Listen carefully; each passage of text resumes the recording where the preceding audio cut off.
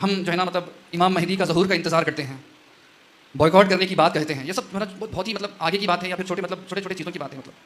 और इस फितरत का इजहार इन्होंने उस वक्त पे किया जब उन्होंने मुसलमानों को कमज़ोर पाया, तो इतिहाद ख़त्म हो गया। इन्होंने अपने बर्बरियत का, जुल्म का बरमला इजहार किया। इनके पास जो सुपर डिफेंस टेक्नोलॉजी है, इस टेक्नोलॉजी को काउंटर करने के लिए दुनिया के पास कोई काउंटर टेक्नोलॉजी मौजूद नहीं है। इस टेक्नोलॉजी के बलबूते पर हर मुल्क को अपने सामने घुटने टेकने पर मजबूर करते हैं। हमारी सोच कहाँ तक महदूद है कि हम ये सोचते हैं कि अगर हमारी औलाद अमेरिका जाकर हिंदुस्तान के अगर 5 लाख रुपए महीना कमाती है तो ये बहुत बड़ी कामयाबी है। गल्फ नेशंस जाकर 2.5 लाख 3 लाख महीना कमाती है तो जो है ना ये बहुत बड़ी कामयाबी है। हिंदुस्तान में रहकर 1 लाख 1.5 लाख की अगर कोई नौकरी अगर हासिल कर लिया तो ये हमारी बहुत बड़ी कामयाबी है। बहुत फ़ख्र से हम बोलते हैं। हमारी सोच सिर्फ यहीं तक महदूद हो गई है। बल्कि हमारी सोच ये नहीं है कि हमारी नस्ल साइंस एंड टेक्नोलॉजी के मैदान में आगे बढ़े। जिस टेक्नोलॉजी को इजराइल और अमेरिका इस्तेमाल कर दुनिया को डरा धमका कर अपने सामने घुटने टेकने पर मजबूर कर रहा है, उस टेक्नोलॉजी को ख़त्म करने वाली काउंटर टेक्नोलॉजी हमारी नस्ल को पैदा करना है, हमारी नस्ल को जो है ना ईजाद करना है। ये सोच हमारी नहीं है, दूर दूर तक नहीं है। अल्हम्दुलिल्लाहि रब्बिल आलमीन वस्सलातु वस्सलामु अला रसूलिहि मिन करीम व अला आलिहि वस्सहबिहि अजमईन। अम्मा बाद, क़ालल्लाहु तआला फ़िल क़ुरआनिल मजीद वल फ़ुरक़ानिल हमीद। फ़ऊज़ु बिल्लाहि मिनश शैतानिर रजीम। बिस्मिल्लाहिर रहमानिर रहीम। व क़ुल जाअल हक़्क़ु व ज़हक़ल बातिल इन्नल बातिला काना ज़हूक़ा। सदक़ल्लाहुल अज़ीम। और इस प्रोग्राम में शिरकत फरमा नौजवान, बुज़ुर्ग और मेरे माँ और बहनों, अस्सलामु अलैकुम वरहमतुल्लाहि वबरकातुहू। दरअसल हम आज हमारे जज्बात का इजहार करने यहाँ जमा हैं और ऐसे मजमूए में हमको हमारे उम्मत के मुस्तक़बिल की मनसूबाबंदी भी हमको करना है। एक सोच पैदा करना है कि हम सिर्फ जज्बात का इजहार कर कर हमारे नस्लों को जो है ना सिर्फ जज्बात देकर जाएंगे, या फिर हमारे पास कोई ऐसी सोच है जो हम हमारे नस्लों को मुंतकिल कर जो है ना इस दुनिया से रुख़्सत होंगे। दरअसल अमेरिका हो, इजराइल हो, जर्मनी हो या फिर कोई भी ममालिक जो आज जुल्म बर्बरियत का इजहार करते हैं, जुल्म बर्बरियत जो है ना अपना हथकंडे के तौर पर इस्तेमाल करते हैं, ये जुल्म बर्बरियत इनकी अपनी फितरत है।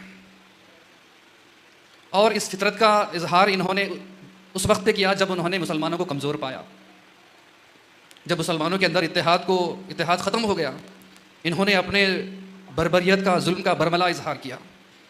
फ़लस्तीन में जो आज जुल्म हो रहा है, आज से 500-600 साल पहले भी, आज से 1000 साल पहले भी उस ऐसे जुल्म हमको देखने को मिले।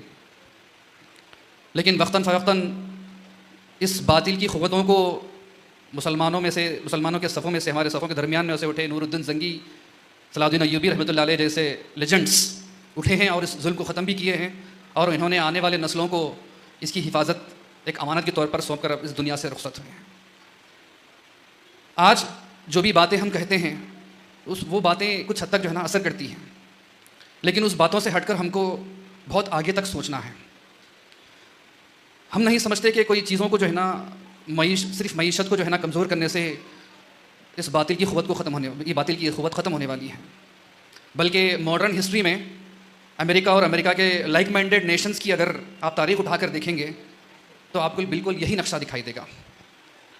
1945 में जापान के हिरोशिमा और नागासाकी के शहरों को जिस तरीके से इन्होंने मिनटों में तबाह किया है, ये दहशतगर्दी की एक ज़िंदा मिसाल है।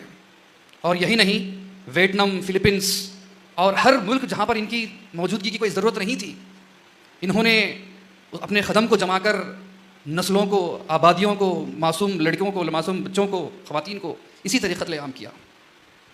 बल्कि इनकी तारीख़ में जो क़त्ल-ए-आम हुए हैं, इनकी अगर फ़ुर्सत निकालें तो कई मिलियंस में पहुँच जाती है। और लेटेस्ट जो हिस्ट्री है 1990s 2000 की, इराक़ की शक्ल में, अफ़गानिस्तान की शक्ल में जिस तरीके से इन्होंने जुल्म बर्बरियत ढाया है, यह हमारे आँखों के सामने बिल्कुल वाज़े है। ये ख़त्म होने वाला नहीं है। उसकी कई सारी वजूहात हैं। सबसे पहले तो बैनुल अक़वामी के सतह पर जो मुस्लिम क़ायदीन जो टूट चुके हैं, बिखर चुके हैं, इसकी सबसे बड़ी वजह है। तब तक खिलाफत उस्मानिया बाक़ी था। दुश्मन के हमले तो मुसलमानों पर होते रहे, लेकिन इतना खुला बरमले तौर पर इतनी बर्बरियत जो है ना दिखाई नहीं दी।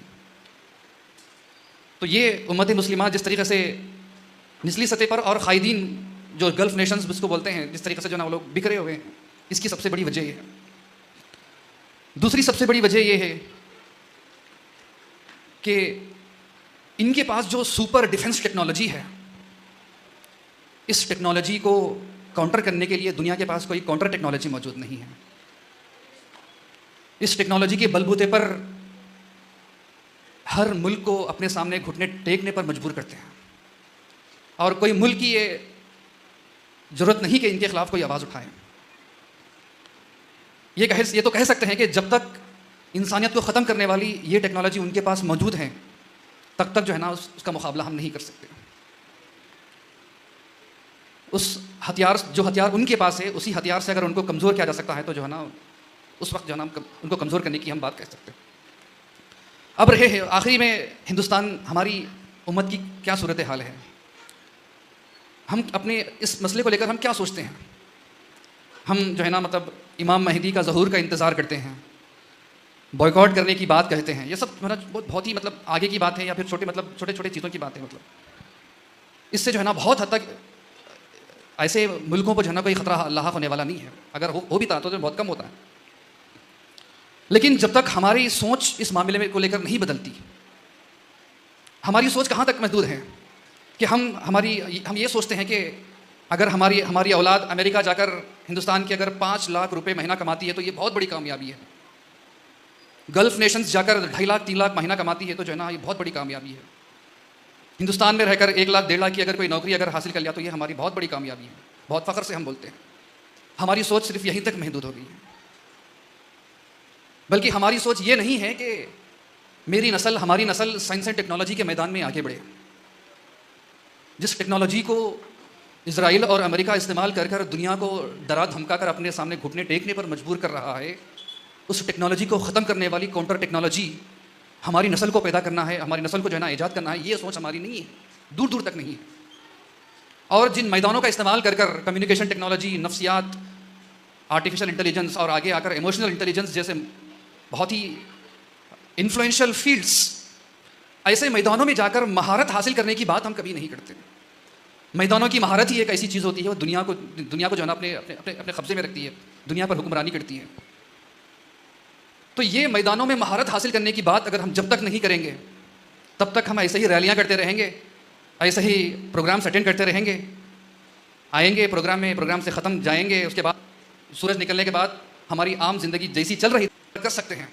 एहतजाज कर जो यूरोप में हो रहा है, जगह जगह पर हो रहा है, कुछ डिप्लोमेटिक प्रेशर बिल्ड हो सकता है। ये शॉर्ट टर्म जो ना गोल से, शॉर्ट टर्म जो ना हम काम कर सकते हैं वक्तिया तौर पर, जंग को रोकने के लिए, जो भी जुल्म सितम हो रहा है उसको खत्म करने के लिए this are all short term goals, short term objectives है।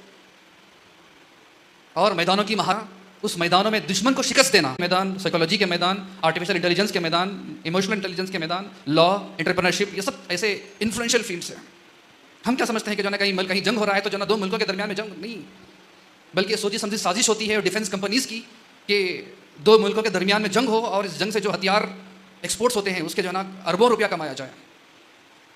ये एक सोच है, और ये सोच जो है ना कई सदियों से चलती आ रही है। कैपिटलिस्टिक सोच जिसको हम बोलते हैं।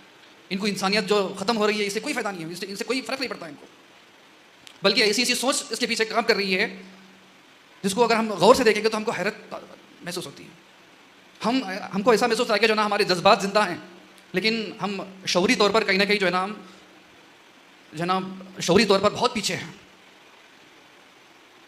तो अजीज़ सामीन, आखिर में अपनी बात को ख़त्म करूँगा कि अपने अंदर तक़वा, जज्बा, जसारत, फ़िक्र आखिरत, अल्लाह पर ईमान, तवक्कुल, ये कैफ़ियत को अपने अंदर समेटते हुए, इस कैफ़ियत को अपने अंदर जो है ना पालते हुए, जब तक दुनिया की मैदानों की महारत हासिल करने की बात हम नहीं करेंगे, हमारी नस्लों को हम जो है ना मैदानों में माहिर बनने की तालीम, तरबियत, रहनुमाई नहीं करेंगे, हमारी कौम की हालत बदलने वाली नहीं है। मकामी सतह पर, कौमी सतह पर, बैनुल-अक़वामी सतह पर, किसी भी सतह पर हो, हम दुश्मन का मुकाबला नहीं कर सकते। दुश्मन का मुकाबला अगर करना है तो वही मैदानों का इंतखाब हमको करना है जहाँ पर दुश्मन अपने ताकत का इजहार करता हो, दुश्मन जहाँ पर मजबूत दिखाई देता हो। इसी के साथ मैं अल्लाह से दुआ करता हूँ कि अल्लाह ताला हमको हमारी सही रहनुमाई फरमाए, हमको इस ऐसे हालात से निमटने के लिए सही सोच हमारे अंदर पैदा फरमाए और सही मनसूबाबंदी हमारी अपने कौम को, हमारे अपने मिल्लत के रहबरों को करने की तौफीक नसीब फरमाए। रब्बिग़फिर वरहम व अंत खैरुर